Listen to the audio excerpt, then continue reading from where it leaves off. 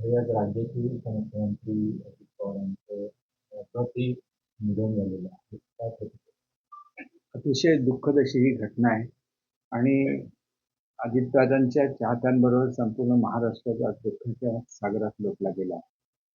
हे अतिशय अकाली असं दुर्दैवी निधन आहे. स्पष्टवक्ता म्हणून दादांची ख्याती होती.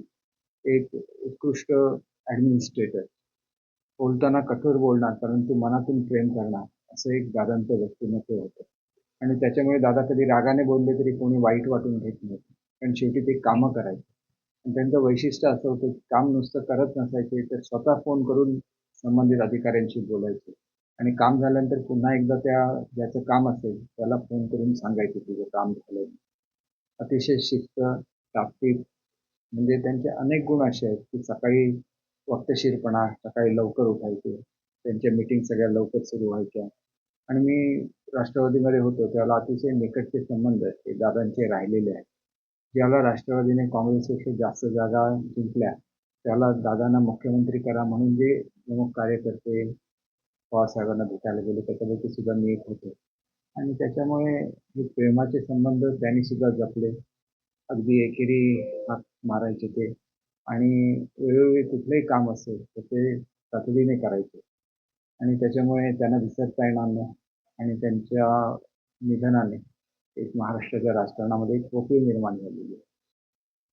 त्यांच्या आत्म्यास शांती मिळावी आणि त्यांच्या कुटुंबियांना हे दुःख, हे अकाली निधनाचे जे खूप मोठा दुःखाचा डोंगर त्यांच्यावर पसरला, त्याला सामोरं जाण्याचं त्यांना मनोधैर्य मिळावं अशी मी ईश्वरचरणी प्रार्थना करतो. तुम्ही त्यांच्या जवळचे होता आणि सुद्धा तर तुम्ही एखादा त्यांचा क्षण सांगू शकता की तुमच्या स्मरणात आहे.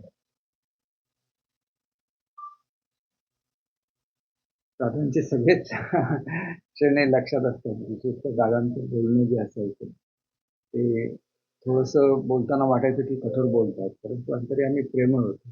ते वेळोवेळी निदर्शनाला आलेलं आहे. आणि त्याच्यामुळे मी ज्याला आसाममधून आमच्या पक्षाची बाजू मांडत होते त्याला माझं कौतुक करण्यामध्ये सगळ्यात जास्त अजितदादा असायचे. आणि ते इतरांनाही सांगायचे, बघा आम्ही तयार केलेला कार्यकर्ता आणि असं बोलू शकतो, आमच्याकडे असताना सुद्धा आम्हाला कधी कळलं नाही. त्यावेळेला मी पक्षातून निघालो त्यावेळेला मी पक्षात राहावं अशा मताचे जे राष्ट्रवादीमधले नेते होते त्याच्यामध्ये अजितदादा एक होते. त्याच्यामुळे त्यांचं प्रेम मी कधी विसरू शकणार नाही. ते चांगलं अर्थमंत्री म्हणून त्यांचा कार्यकाळ खूप चांगला होत असतो. तुम्ही त्यांच्यासोबत काम केलंय, त्यातले काय अनुभव असेल? दादा अर्थमंत्री असताना त्याला राज्यमंत्री राज्यात नव्हते, त्याच्यामुळे वरच्या हाऊसला बजेट मांडण्याची जबाबदारी त्यांनी माझ्यावर दिलेली होती. मी ती तशी कर्तव्यदक्षपणे पार पाडली आणि त्याच्यामुळे एक त्यांचा विश्वास होता. अर्थमंत्री म्हणून जे कठोरपणे निर्णय घ्यायला लागते ते निर्णय घेताना सुद्धा ते पुढे मागे बघत नाही. शेवटी अर्थव्यवस्था ही राज्याची सदृढ राहिली पाहिजे हा त्यांचा कटाक्ष होता.